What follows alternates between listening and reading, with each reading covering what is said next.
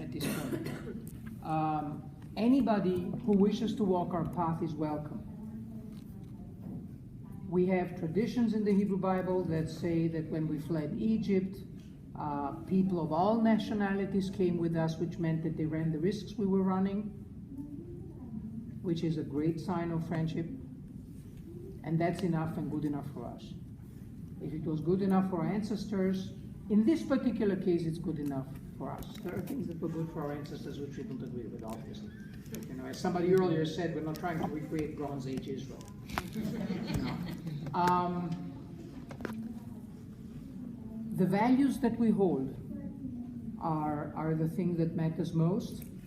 All of us share, practically without exception, first of all, a set of values and a reverence, not a worship, but a reverence for ancestors and the Mother Earth. Oh, sorry. I keep straying. Well, you know, we're not very good with structure. Leaders.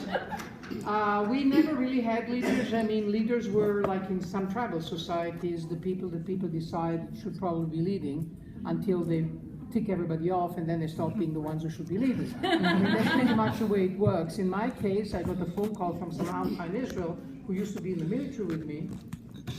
And they said, you should start something in the United States. I said, oh, come on, I make the world's worst Moses. And they said, we know that, but you're here and we're over there. So I said, well, what does everybody else have to say about this? Is this just you got up this morning or what? I said, I'm not going to do this or even try it unless you tell me that other people agree with it. So he called me back a while later and said, we have decided you be the Pope and that's it. So for now, we don't have a proper formal Western style structure. We will need to put one in because it's how you run organizations in a clean way. But for now, that's the way it is. And I think that's everything so far. And my apologies for straying from the topic. I just keep reminding you, dear. It's all right. Yeah. I appreciate it. Oh, dear. Yes. Our membership is open to anybody at all. Anybody of goodwill is welcome to join ADF. We have an annual dues, which does limit our numbers. It's $30 a year. We have a huge website to run. I mean, huge website, and it costs a lot of money. Let's see. We have members all over the world. We have primarily two structures: a congregational structure and solitaries. And solitaries are about half our folks, and everybody else is a member of a grove. We call them groves, congregations. And we have congregations in the United States, Canada, Britain, Germany, South Africa, Brazil, and Australia at the moment. But we're still only 1,400 members worldwide. That's that $30, you know.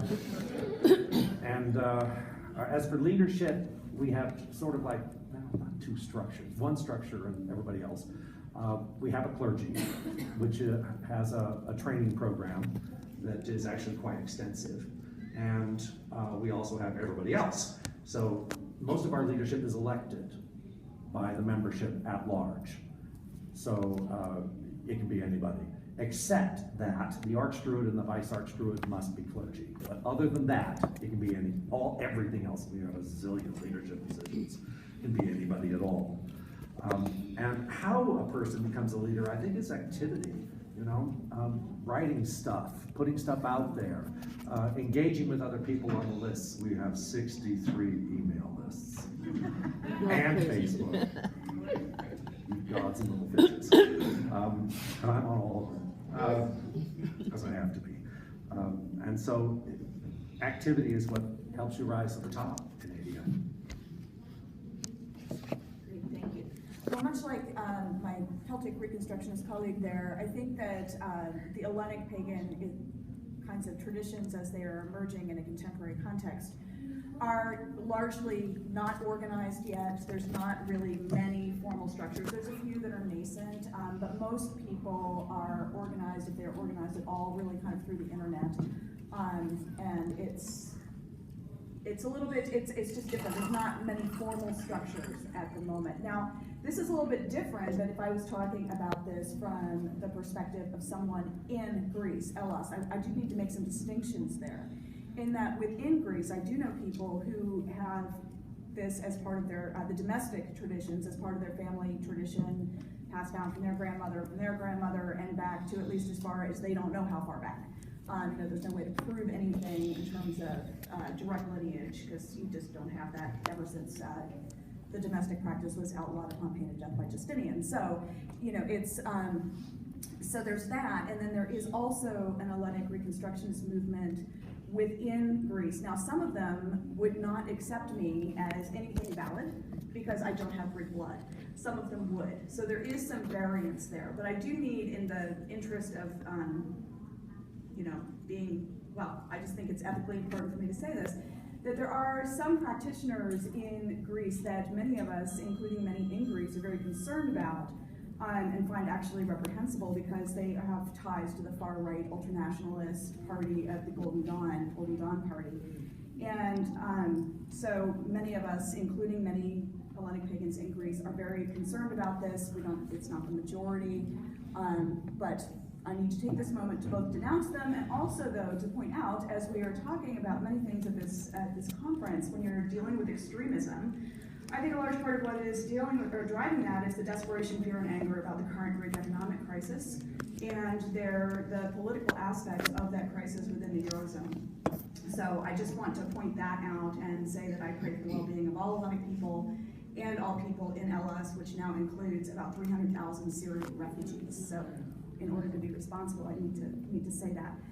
As far as leaders go, not being particularly organized at the moment, I'm going to use myself as an example just because I think my example is not atypical from others that I know, which is essentially that I believe that I was called by Athena and Apollon through a variety of experiences to be their priestess, and they gave me a lifetime's amount of work.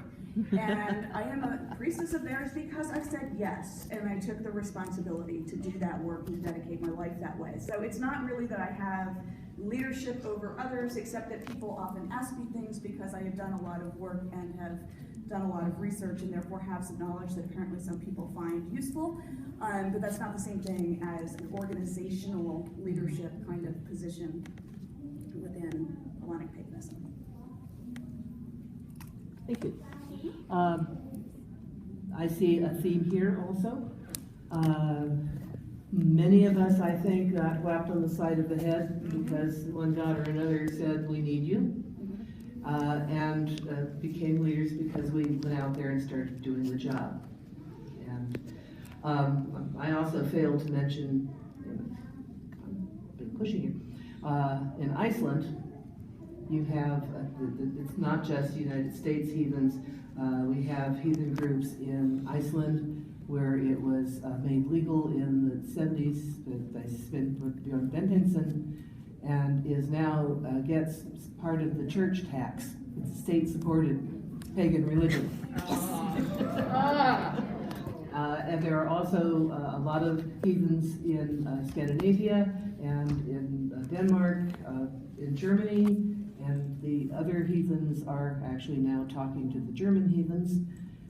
There was some political history there that had to be worked out. I believe heathenry just became legal in Spain, which is not the first place you would think of, but there are heathens all over the place. So that gave you a little time to think about the next question. Back to you. Okay. Yes, which is, if we all just tried to describe our practice, it would take all day. So I've asked each of our panelists to talk about one religious practice that perhaps the most meaningful to you or typical or something. And I'm so sorry, I kind of strayed from your directions, but because what I wanted to say is that this is a place where I don't know that I'm necessarily representative of many other Hellenic Reconstructionists, in that I have almost no interest in reconstructing a particular ancient form of the religion. To me, again, it's all about the relationships, and so I take a lot of pieces and weave them into new forms using kind of the energetic and spiritual links. And I just wanted to talk quickly about my reasons for that. The main reason is that at the core of virtually every Hellenic rite, be it the religion of the polis or the domestic religion, is the sacrifice.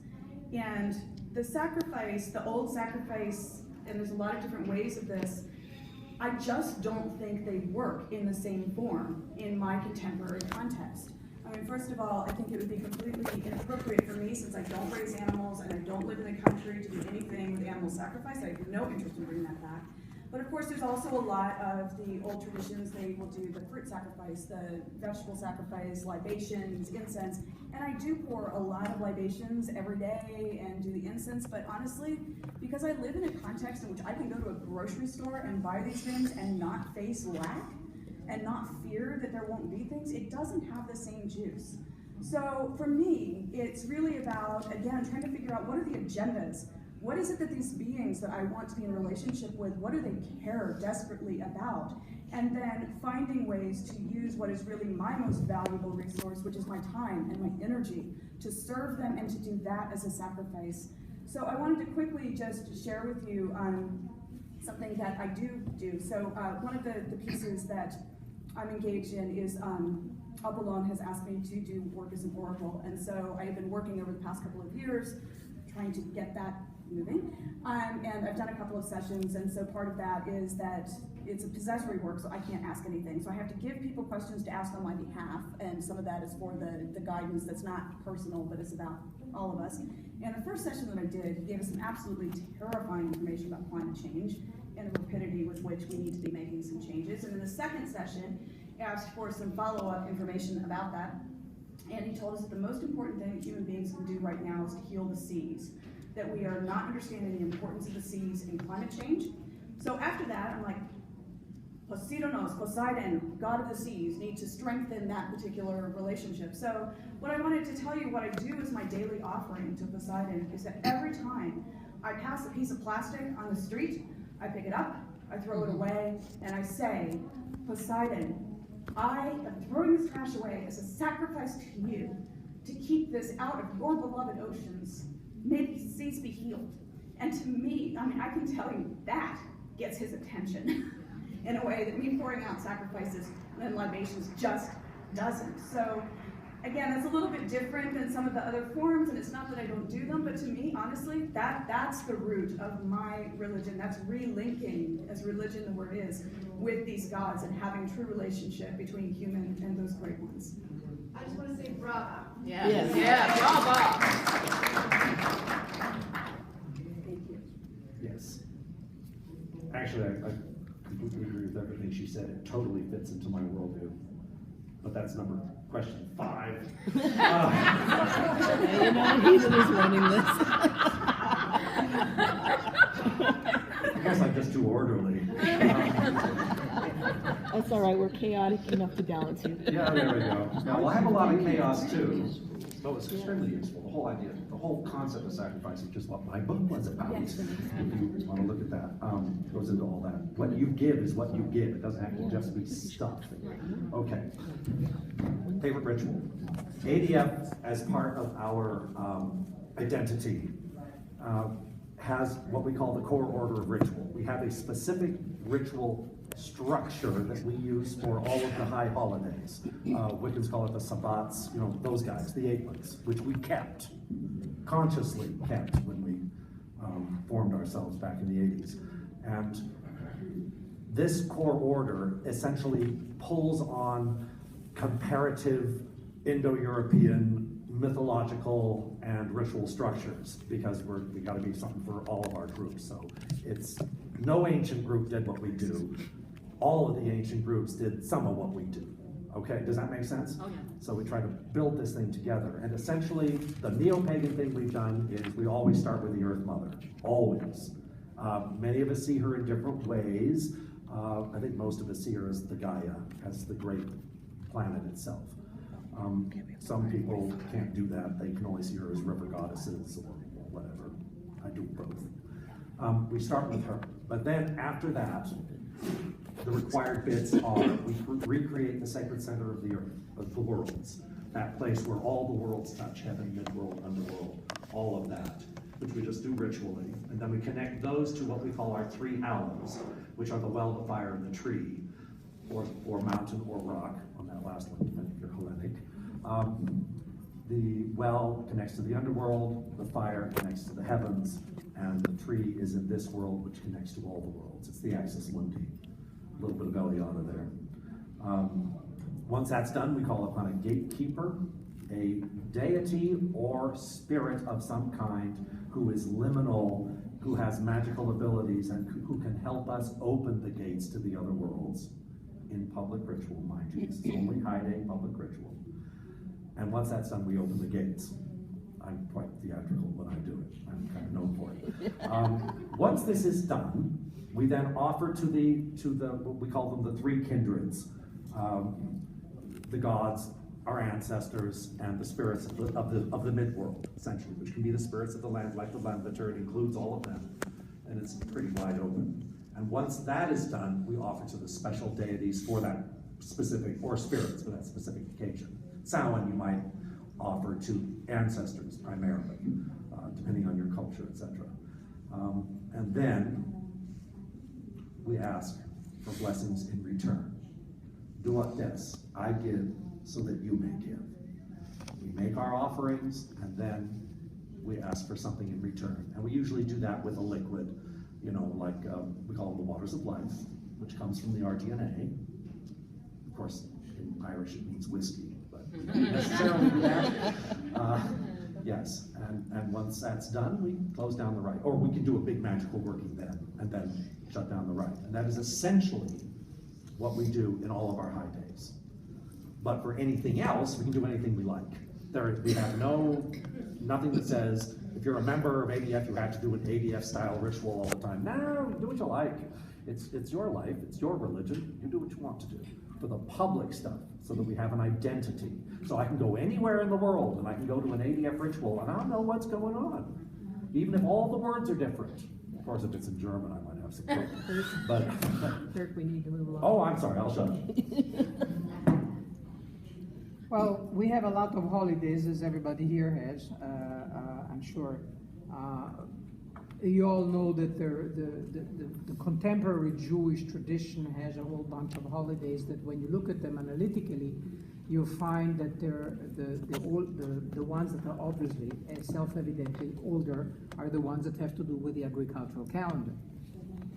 Those are essentially the ones we kept, because the rest, as far as we're concerned, were later additions and accretions, which we try to peel back whenever we can. My favorite, I mean, I could go on forever, as everybody here could. My favorite is Tu B'Shvat.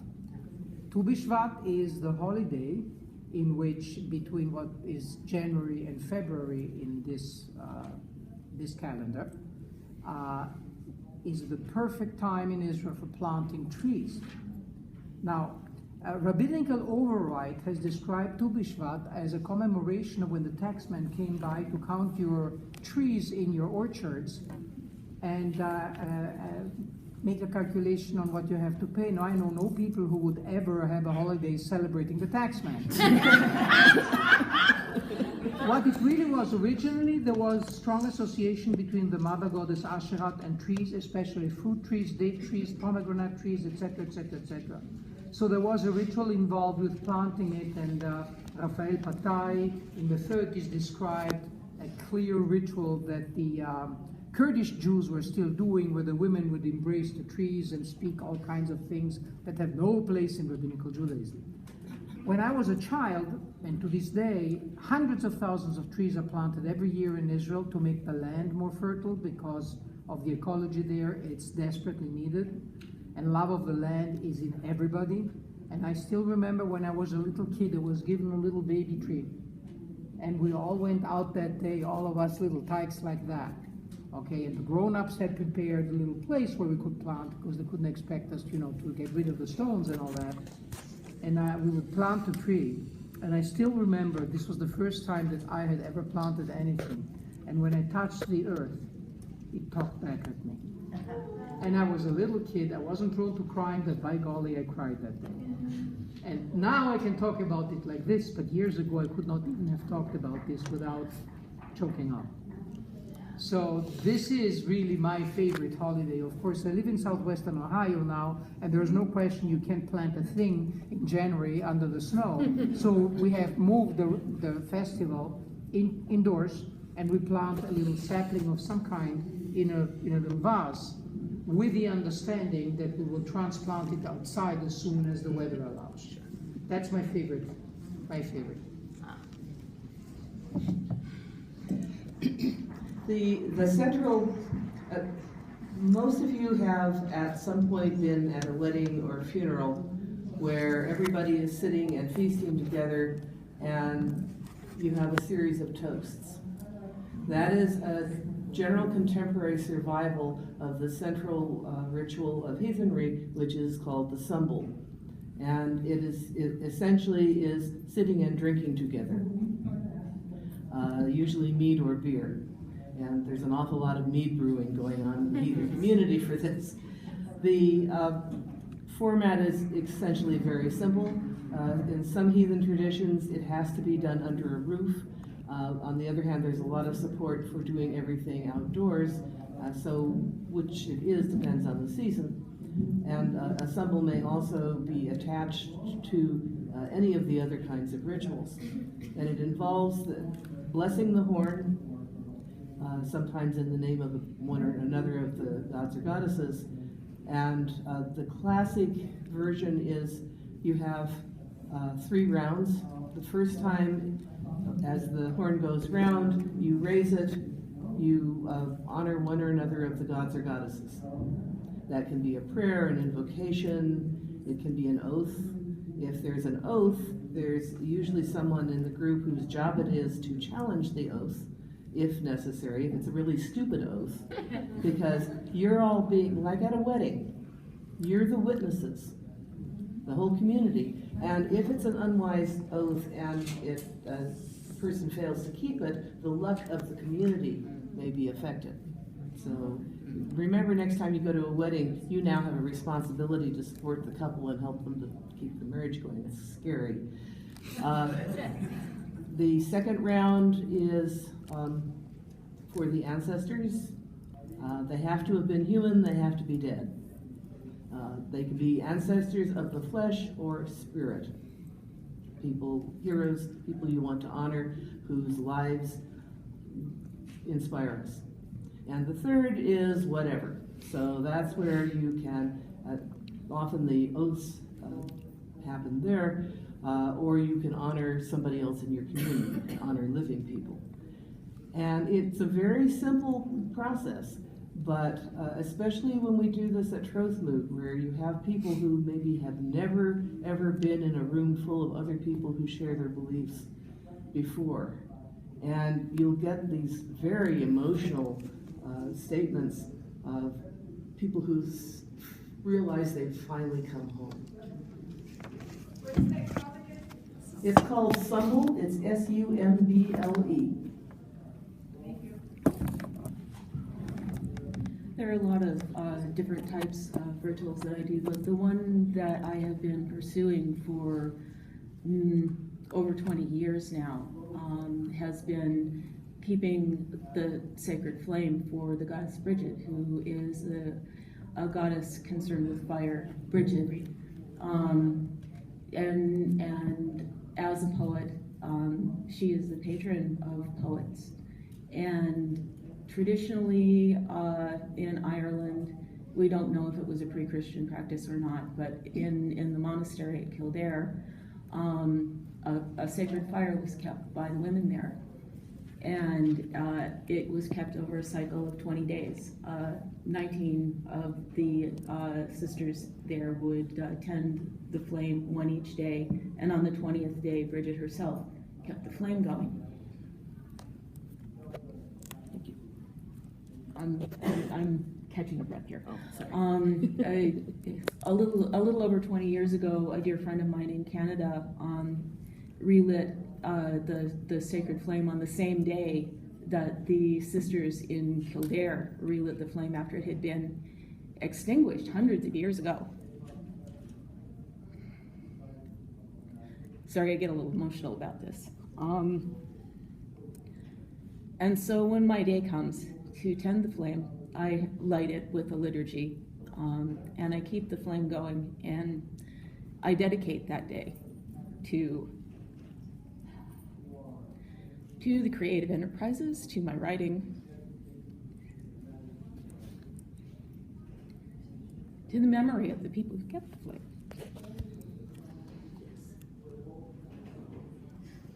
Okay. Yeah, thank you. I gotta tell you, it's hard to follow that. That was pretty powerful. I am going to quickly interject, though, that also within the Urglaawe tradition, which again is heathen, we follow similar ceremonies. But the first time I ever attended an Asatru ceremony, and I came across a symbol, I was actually shocked because it is extremely similar to a traditional Graucherei, and most of the people identified as Christian ceremony with the 3 rounds, except in the second round we also hailed descendants. But and it was kind of surprising, and those things have always been called the little gatherings, which are sammels. And so it's just an interesting little cross there. But Urglaawe ceremonies, we do have a lunar calendar in Urglaawe, though we don't always tend to stick with it as much because it gets a little crazy for people with their calendars. But we do follow the agricultural cycles very closely. Again, we're a pretty agricultural people. And one observance period tends to flow into the next. But there is one that is coming up, which is Ala Livetzil, which others of you would know as Halloween or Samhain, which is a majorly important holiday. And that is because for us, that is the beginning of the wild hunt. When the goddess Hola emerges from this realm and she begins the wild hunt through the skies, seeking out the spirits of those who have recently departed to get them back into the cycle of life, death, and rebirth. We are a rebirth tradition within Urglaawe, and this begins the dark half of the year. And it's actually for us it is a 12-day observance, after which we are attacked by frost giants. And then right after that is the observance that we relate to the god Holer, who is the god of death. But the important thing in this time for us is that we live in a society that is obsessed with death on the one hand and then refuses to talk about it on the other hand. And it is something that we all have to recognize and deal with and confront, while not necessarily embracing it, but also by not being so fearful of it, it helps you to enjoy the life that you do have. And these are messages that are associated with Hola as a goddess of cycles and spirals, and that we will have another opportunity. Part of our soul will come back again, but this life is unique and valuable, and we should really make the most of what we can out of it. And it is also a time where we honor the sacrifices of males and the contributions of males. The counterpart to that is Groundhog Day, which if you want to hear the real Groundhog Day story, find me somewhere and I'll tell you about Groundhog Day, but where we honor female energies. And through this is the sacrifices observed by the burning of these, of what we call the Butsaman, which is a spiritually activated scarecrow. He's activated through ritual at Groundhog Day. And people call them zombie voodoo dolls. That's what some people call them, because they are literally reactivated plant spirits. And he represents the father of this year's crops. Now the crops have been harvested. It is time to release him from his oaths and to let him go on and to be rebirthed. So he sacrifices himself in fire, and he has shown seeds to assure him that his lineage will go on, and then he is burned then. And it is kind of, for many people, they become attached to their Butsaman. He has a name, he's named, he is the father of the crops of this year, as I said, and the grandfather of next year's crops. And so it is a major holiday that deals with the life, death, and rebirth cycle on a very visceral scale. And so that is our next upcoming one. And I guess we're going to hit question number 5 now. Okay, so, I'm sorry. Are you gonna leave time for questions? I was just curious. okay. Our time in this room is growing very short. Yes. And so I think the questioning may have to take place out in the hall. what I'm going to do is ask each of us to give one core value from your tradition as succinctly as possible. There's also an announcement, which is that it will be a Reconstructionist polytheist presentation tomorrow morning at 8:30 a.m., which will feature some prayers in Latin, Greek, and English. It is called Religion, Youth, Gender, and Sexuality, and it's by P. Sufinis Virius Lupus, who is the person in the leopard skin fez.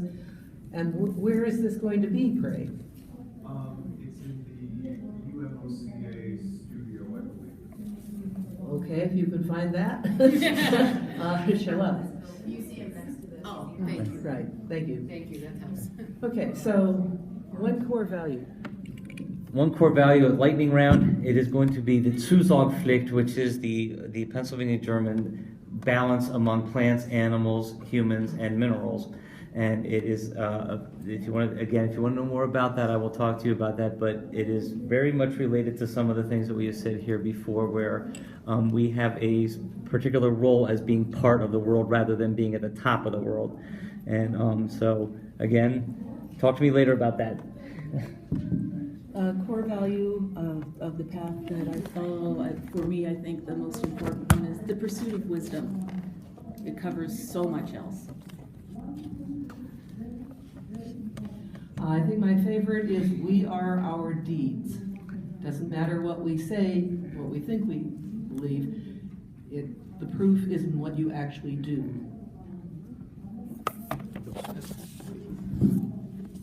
We have 12, and they're similar to most tribal organizations that you can think of, traditional or neo-traditional. My core one that is not listed in the 12 because it's given is honor Mother Earth. Don't waste, don't trash, don't burn when you shouldn't be, don't do any of the things that kill our mother. That is the one thing we have in common.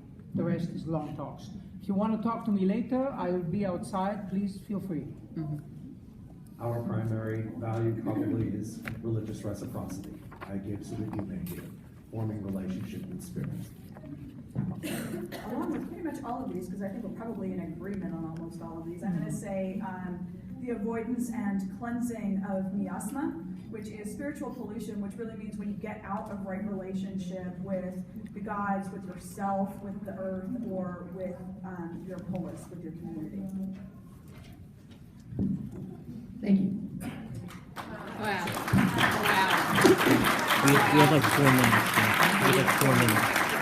Wow, we have 4 more minutes. I want to say that you will find many of us hanging out at the Alliance for Inclusive Heathenry booth. So that's another place to find us to ask questions. Question? I'd like to ask a question. I'm curious how you all view source as relating to these pantheons of deities. I am partially pagan and do connect with Athena, for example, these archetypes. But you guys seem to take it to a new level, so I'm curious how that relates to source. How do you? Okay, when you say source, you mean? do not see Well, a source. You don't believe in a source, which then created these lesser deities. Well, I can answer that from my perspective real fast. We actually believe that there is a creative life force that we know as the force of weird or ward. And this is a specifically Urglaawe viewpoint. So it is not necessarily conscious. We are not sure whether it was conscious or unconscious, but it brought about the interaction of the primal fires and the primal ice. I can't say that all people feel that way, but we do. It's not a source in the way that you think, There's but something higher than these deities, or no? but No, nothing is higher or created the deities. except for the force of weird, because they are subject to it as well. So. There's also a force of physics, Yeah. the laws of physics. From an Hellenic perspective, there's a variety of opinions. Certainly, I am also a Neoplatonist, at which point you're dealing with something that is more monistic, where it's neither being nor non-being, and all things are aspects, but they also have real being. I think part of what we're talking about is, and I would never call Athena a lesser deity for me. Yeah. But I mean, that's at that level, you're not dealing with beingness. I think many of us have that concept, but we don't personify it. So if you want to talk to somebody, you need somebody in a form. So it's like the white light and all the colors of light. What we see is the colors. Sort of like Kabbalah. What we like to say when somebody asks a question of that depth is, well, we're just Amcha, you know, we pay attention to our goats and we don't bother our pretty heads about that. Okay, another question? Yes. Okay, so how do you get to know the deities? How do you get to know their personalities, or how do you choose the sources? Like if they're reliable or Oh boy. Considering the different traditions, there are many different sources, and we have to look at where they came from and who wrote them. Archaeology is a source, but also our own personal experiences with these deities that are informed by what we have read. And different sources say different things. Now, you can look at popularly published stuff, or you can look at scholarly sources, and those of us assembled here tend to go much more with the scholarly sources. But we also have our individual experiences through divination or through visionary work that can be confirmed sometimes through the scholarly sources. I have had experiences where I've had something happen in a vision, and some years later happened upon a reference in an academic work that confirms what I had received. So it does happen. There's so much material out there and so much that has not yet been translated that it's really hard to say for certain yes or no about a certain thing, although there's stuff like people talk about, oh, the Irish potato goddess. I'm sorry, but potatoes, no, they didn't happen then. They're a New World plant. So, yeah. There is a Pennsylvania German goddess Scrapple, though. There actually is a goddess Scrapple. There will be an ancestor honoring ritual on Monday in room 255 EF, but it doesn't say when. 7 a.m. Oh my. The ancestors may be awake, I won't be. Thank you. Okay. Thank you so much. You're in Italy? Yes, I am. You need to check Just this remember out. that life is worth living. In Turin? Oh, I know about them. I have not been there, but yeah. You need to go. The underground temples. 820. I've seen